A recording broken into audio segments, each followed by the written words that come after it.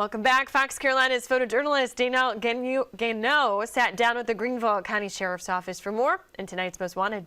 All right, Sheriff, who's tonight's Most Wanted? This week's Most Wanted is 43-year-old John Dewey McCall IV. He's wanted for second-degree domestic violence following an incident that occurred back in May of this year. Deputies have been seeking the whereabouts of Mr. McCall after discovering he struck his domestic-related partner in the face, causing visible injury to their lip. A criminal history check on McCall showed a prior domestic violence conviction, elevating the charge from third degree to second. Following the acquisition of the warrant, McCall has evaded capture, and deputies are hoping the public can help us with providing his whereabouts. John McCall IV is described as 5'9", 234 pounds, with blue eyes and brownish gray hair.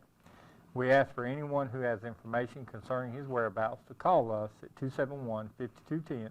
They can leave a tip with Crime Stoppers of Greenville at 23 Crime.